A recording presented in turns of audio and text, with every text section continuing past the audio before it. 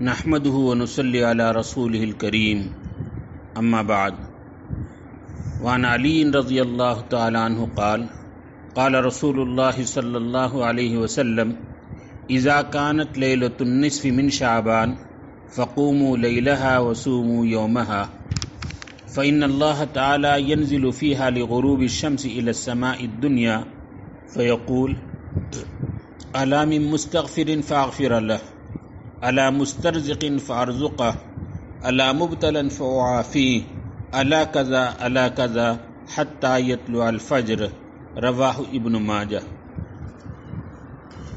میرے محترم بزرگوں، عزیز دوستوں اور بھائیوں، اسلامی مہینوں میں شعبان ایک عظیم الشان مہینہ ہے۔ یہ رمضان کا مقدمہ و تمہید و پیش خیمہ ہے۔ یہ مہینہ رمضان کے استقبال کا مہینہ ہے۔ یہ وہ مبارک مہینہ ہے جس کی نسبت حضور پاک سرکار دو عالم صلی اللہ علیہ وسلم نے اپنی طرف فرمائی، شعبان شہری فرمایا۔ شعبان عربی لفظ ہے، اس کے معنی پھیلنے اور عام ہونے کے ہیں۔ اس مہینے میں خیر اور اللہ کی رحمتیں پھیلتی ہیں، اس لیے شاید اس مہینے کا نام شعبان رکھا گیا۔ حضور پاک سرکار دو علیہ وسلم صلی اللہ علیہ وسلم نے اس مہینے میں برکت کی دعا فرمائی۔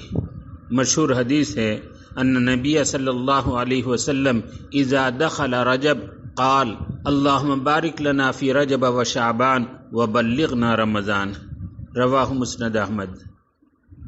ماہ شعبان کی ایک خصوصیت یہ بھی ہے کہ آپ علیہ السلام اس مہینے میں کثرت سے روزہ رکھا کرتے تھے۔ حدیث پاک میں ہے، کان رسول اللہ صلی اللہ علیہ وسلم یتحفظ من ہلال شعبان ما لا یتحفظ من غیری، کہ آپ علیہ السلام شعبان کا پہلے رات کا چاند دیکھنے کے بعد روزے کا اہتمام فرماتے تھے۔ اس مہینے میں جتنا اہتمام کرتے تھے دوسرے مہینے میں نہیں۔ خود حضرت عائشہ صدیقہ رضی اللہ تعالی عنہ فرماتی ہیں، ما رأیتہ فی شہر اکثر منہ صیاما فی شعبان، کہ آپ علیہ السلام کو میں نے رمضان کے مہینے میں جتنے کثرت سے روزہ رکھتے ہوئے دیکھا، اتنی کثرت سے کسی اور مہینے میں روزہ رکھتے ہوئے نہیں دیکھا۔ اس کی وجہ اور اس کی حکمت کیا ہے؟ معارف الحدیث میں اس کی حکمت یہ لکھی گئی ہے کہ پورے سال مرنے والوں کی فہرست اس مہینے میں ملک الموت کے حوالے کی جاتی ہے۔ اس لیے آپ علیہ السلام یہ چاہتے تھے کہ جب آپ علیہ السلام کے وفات کے بارے میں ملک الموت کو احکام دیے جائیں تو اس وقت آپ روزے سے ہوں۔ نیز اس کی ایک حکمت یہ بھی لکھی گئی ہے کہ جس طرح آپ علیہ السلام فرض نمازوں سے پہلے سنتیں پڑھا کرتے تھے، اس طرح رمضان کے فرض روزوں سے پہلے رمضان کے انوار و برکات سے مناسبت پیدا ہونے کے شوق میں شعبان کے مہینے میں کثرت سے روزہ رکھنے کا اہتمام فرماتے تھے۔ یہ تو آپ کا اپنا عمل تھا، لیکن دوسری طرف آپ علیہ السلام نے امت کے حق میں، چونکہ آپ انتہائی شفیق و مہربان تھے، آپ نے امت کی یہ ہدایت دی کہ 15ویں شعبان کے بعد نفلی روزہ نہ رکھا کرے۔ روزے سے منع اس لیے فرمایا کہ رمضان کے مبارک مہینے میں روزہ رکھنے میں ضعف لاحق نہ ہو۔ 15ویں شعبان کے بعد نفلی روزہ نہ رکھ کر رمضان کے روزوں کے لیے قوت حاصل ہو۔ یہ تو شعبان سے متعلق کچھ باتیں تھیں۔ اب 15ویں شعبان جس کو شب برات کہا جاتا ہے، شب برات کہنے کی وجہ یہ، برات کے معنی آتے ہیں آزادی کے، خلاصی کے، رہائی کے۔ اس مہینے اللہ تبارک و تعالی جہنم سے لوگوں کو خلاصی اور بری فرماتے ہیں، آزاد فرماتے ہیں۔ اس مہینے میں جتنے آزاد فرماتے ہیں کثرت سے، اس وجہ سے اس کو شب برات نام رکھا گیا ہو، اور بعض نے اس رات کو شب مغفرت اور شب رحمت کا نام بھی دیا، چونکہ اس مہینے میں اللہ کی مغفرت اس رات کے اندر زیادہ ہوتی ہے اور اللہ تبارک و تعالیٰ کی رحمتوں کا نزول ہوتا ہے، اس وجہ سے اس رات کو شب مغفرت اور شب رحمت سے بھی یاد کیا جاتا ہے۔ قرآن کریم کی آیت سورہ دخان میں کے شروع میں ہے، انا انزلناہ فی لیلۃ مبارکہ، ہم نے قرآن کریم کو بابرکت رات میں نازل کیا۔ مفسرین کی ایک جماعت جس میں حضرت اکرمہ وغیرہ ہیں، یہاں لیلۃ مبارکہ سے مراد شب برات لیا ہے کہ اس رات قرآن کریم کے نزول کا فیصلہ ہوا ہے، تو یہ ہے انا انزلناہ فی لیلۃ مبارکہ۔ لیکن اکثر مفسرین نے یہاں لیلۃ مبارکہ سے مراد شب قدر مراد لیا، لہذا یہ بعض مفسرین کی رائے ہے اور دیگر مفسرین جمہور کے یہ خلاف ہے۔ البتہ متعدد احادیث سے شب برات کی فضیلت ثابت ہے۔ یہ روایات اگرچہ الگ الگ طریقے سے دیکھا جائے تو ضعیف ہے، لیکن یاد رکھیں یہ سند کے اعتبار سے ضعیف ہے۔ حدیث فی نفسی آپ علیہ الصلاۃ والسلام کا ارشاد وہ ضعیف نہیں ہوا کرتا، سند اور راویوں کے اعتبار سے وہ ضعیف ہوتا ہے۔ لیکن محدثین کا ہاں ایک ضابطہ اور اصول یہ ہے کہ اگر الگ الگ روایتیں ضعیف ہوں تو متعدد طرق سے مل کر کئی احادیث اس کی فضیلت کو ثابت کریں تو وہ کئی روایتوں کا مجموعہ مل کر حسن لغیرہ کا درجہ حاصل کر لیتا ہے اور اسے استدلال کرنا صحیح ہے۔ نیز فقہا کا ایک اصول یہ بھی ہے کہ ضعیف روایات اگرچہ مسئلے کے ثابت کرنے کے لیے کافی نہیں، ضعیف روایت سے کسی مسئلے کو حلال اور حرام کو ثابت نہیں کیا جا سکتا، لیکن ان روایات سے کسی عمل کی فضیلت و ترغیب کو ثابت کرنا صحیح ہے۔ نیز شب برات میں سلف صالحین سے لے کر اب تک عبادت کرنا تعامل سے ثابت ہے، امت نے اسے تلقی بالقبول سے نوازا ہے، یہ بھی ایک دلیل ہے جس کی وجہ سے ضعیف روایت بھی قابل قدر اور قابل قبول ہو جاتی ہے۔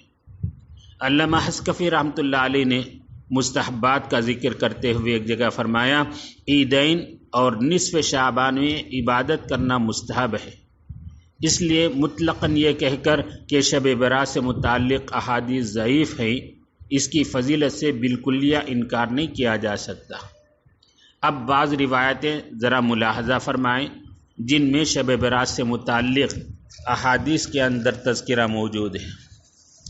ایک حدیث میں ہے، حضرت عائشہ صدیقہ رضی اللہ تعالی عنہ فرماتی ہیں، فقدت رسول اللہ صلی اللہ علیہ وسلم فإذا هو بالبقیع فقال اکنت تخافین ان یحیف اللہ علیک ورسولہ قلت یا رسول اللہ انی ظننت انک اتیت بعض نسائک فقال ان اللہ تعالی ینزل لیلۃ النصف من شعبان الى السماء الدنیا فیغفر لاکثر من عدد شعر غنم کلب، رواہ الترمذی وابن ماجہ۔ ام المؤمنین حضرت عائشہ صدیقہ رضی اللہ تعالی عنہ نقل کرتی ہیں، انہوں نے بیان کیا کہ میں نے اپنی باری کے دن میں رسول اللہ صلی اللہ علیہ وسلم کو بستر پر نہیں پایا۔ پھر جب میں آپ علیہ الصلاۃ والسلام کی تلاش میں نکلی تو کیا دیکھتی ہوں کہ آپ جنت البقیع جو مدینہ منورہ کا مشہور قبرستان ہے وہاں موجود ہیں۔ آپ نے مجھے اس طرح پریشان حال اپنے سامنے دیکھا تو فرمایا، کیا تم کو یہ خوف اور ڈر ہے کہ اللہ اور اس کا رسول تم پر ظلم کرے گا، یعنی تمہارے ساتھ ناانصافی کا معاملہ کرے گا؟ تو آپ نے حضرت عائشہ نے فرمایا، نہیں یا رسول اللہ، ہرگز نہیں، دراصل مجھے یہ خیال ہوا کہ شاید آپ اپنی کسی اور بیوی کے ہاں تشریف لے گئے ہوں۔ آپ نے فرمایا، قصہ یہ ہے کہ آج شعبان کی 15ویں رات ہے اور اللہ تبارک و تعالیٰ نصف شعبان کی رات میں آسمان دنیا یعنی پہلے آسمان میں نزول فرماتے ہیں، اور بنو کلب جو قبیلہ ہے اس کے ہاں بکریاں بہت زیادہ ہیں، ان کے ریوڑ کے بکریوں کے ریوڑ کے بالوں کے شمار سے بھی زیادہ گناہوں کو معاف فرما دیتے ہیں۔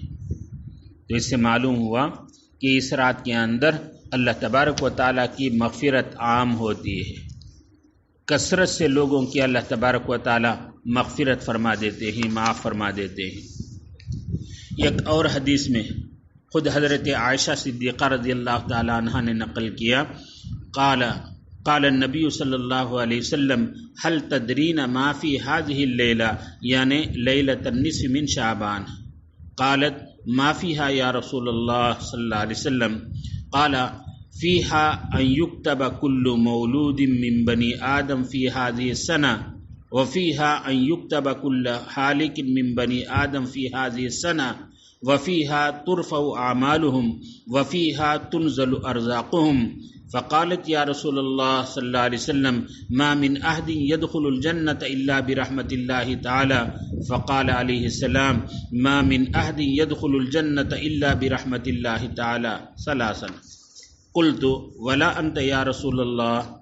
فوضع يده على هامته فقال ولا انا الا ان يتغمدني الله منه برحمة يقولها 3 مرات. رواہ البیہقی. ام المؤمنین حضرت عائشہ صدیقہ رضی اللہ تعالی عنہ فرماتے ہیں کہ نبی کریم سرکار دو عالم صلی اللہ علیہ وسلم نے مجھ سے فرمایا، کیا تم جانتی ہو کہ اس رات یعنی شعبان کی 15ویں رات شب برات میں کیا کیا ہوتا ہے؟ عائشہ صدیقہ رضی اللہ عنہ نے عرض کیا، مجھے نہیں معلوم کیا ہوتا ہے یا رسول اللہ، آپ ہی بتائیں.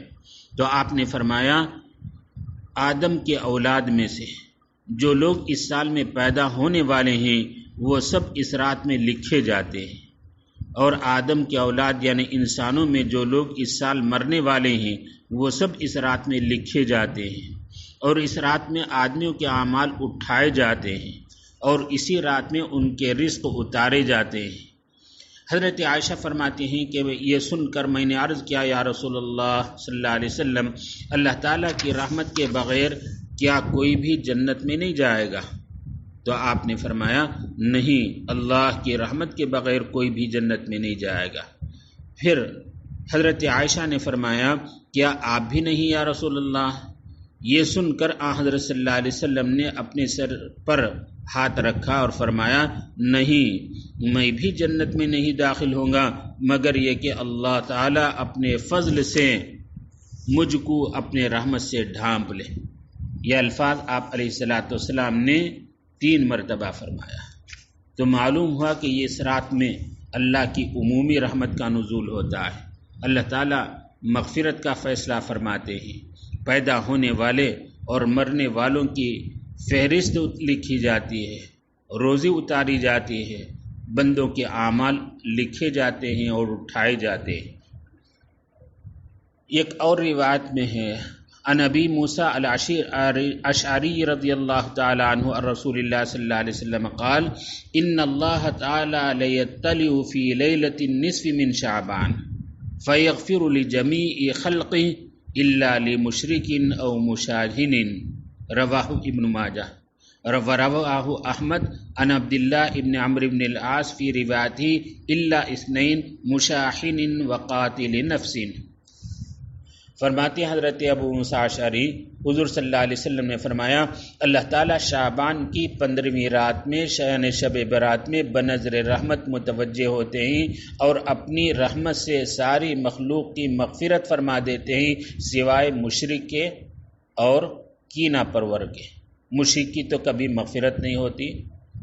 ہاں، مسلمانوں میں جو کینہ رکھنے والا، دل میں حسد دشمنی رکھنے والا، اس کی بھی اللہ تبارک و تعالیٰ مغفرت نہیں فرماتے. اللہ کی عام رحمت سے یہ محروم رہتا ہے. ایسے ایک دوسری روایت میں ہے کہ مشاہن کینہ پرور اور قاتل نفس یعنی خودکشی کرنے والا، ان دونوں کی اللہ اس رات میں عمومی مغفرت کے اعلان کے باوجود ایسے 2 قسم کے لوگوں کی مغفرت نہیں فرماتے. بعض روایتوں کے اندر آتا ہے کہ جو شراب کا عادی ہو یا والدین کا نافرمان ہو، ایسے ہی کپڑے کو اپنے ٹخنے سے، لنگی یا پاجامہ کو ٹخنے سے نیچے لٹکانے والا ہو، ایسے گنہگاروں کی بھی اس رات مغفرت نہیں ہوتی، حالانکہ اللہ تعالیٰ کی عمومی رحمت اس رات میں تمام کو گھیرنے والی ہوتی ہے. اللہ تبارک و تعالیٰ ایسے بدبخت محروم القسمت لوگوں میں سے ہم میں سے ہر ایک کو پاک فرمائے. ذرا توجہ فرمائیں، ایسے ہی حسد، کینہ، بغض اور ایسے ہی والدین کی نافرمانی، شراب نوشی اور ایسے ہی اپنے کپڑے کو ٹخنوں سے نیچے لٹکانا، یہ وہ بڑے گناہ ہیں کہ اس عام مغفرت کے اعلان کے باوجود ان کی معافی نہیں ہوتی۔ ان سب سے ہم اپنے آپ کو محفوظ رکھیں۔ آخر میں ایک اور روایت حضرت علی رضی اللہ تعالیٰ عنہ کی، جس کو میں نے شروع میں پڑھی، سنا کر اپنی بات کو ختم کروں۔ حضرت علی رضی اللہ تعالیٰ عنہ فرماتے ہیں، قال رسول اللہ صلی اللہ علیہ وسلم اذا كانت ليلة النصف من شعبان فقوموا ليلها وصوموا يومها فإن الله تعالى ينزل فيها لغروب الشمس إلى السماء الدنيا فيقول ألا من مستغفر فأغفر له، ألا من مسترزق فأرزقه، ألا مبتلا فأعافيه، ألا كذا ألا كذا حتى يطلع الفجر۔ رواہ ابن ماجہ۔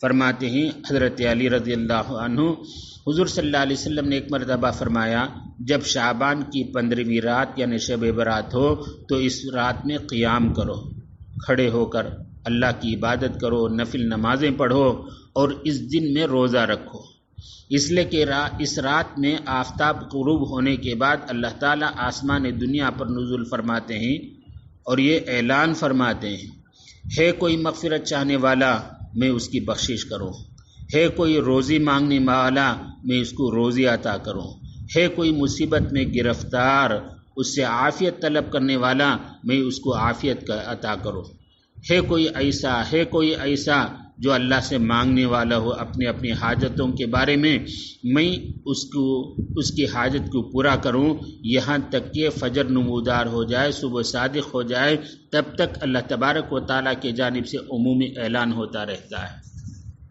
میرے عزیزو، اس رات کے اندر ایک اللہ تبارک و تعالیٰ کی جانب سے عمومی مغفرت کا اعلان بھی اور اللہ تعالیٰ کی جانب سے عمومی ندا بھی ہوتی رہتی ہے، تو اس لیے اس رات کو غنیمت جانیں اور اس کے بعد آنے والے دن کا روزے کا اہتمام بھی کریں۔ یہ روایت اگرچہ جیسے بعض نے کہا کہ ضعیف ہو، لیکن بہت ساری روایتیں اس رات کی فضیلت سے متعلق آئی ہیں، تو لہٰذا فضیلت سے انکار نہیں کیا جا سکتا۔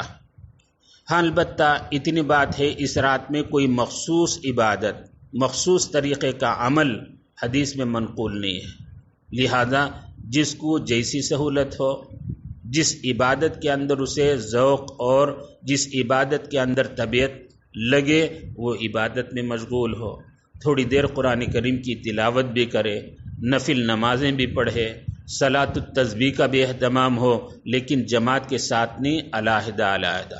یاد رکھیں کوئی بھی عبادت اس رات کے اندر جماعت کے ساتھ مشروع نہیں ہے، نفلی نماز اور نفلی عبادتیں الگ الگ ہی منقول ہیں۔ بعض جگہ دیکھا گیا کہ اس رات مغرب کے بعد مسجدوں میں 3 یاسین پڑھنے کا معمول ہے، امام صاحب بلند آواز سے پڑھتے رہتے ہیں اور اسے واجب اور فرض کا درجہ دیتے ہیں، اگر کہیں نہیں پڑھی جائے تو اسے تنقید کرتے ہیں، اسے برا بھلا کہتے ہیں، یہ سب غلط ہے۔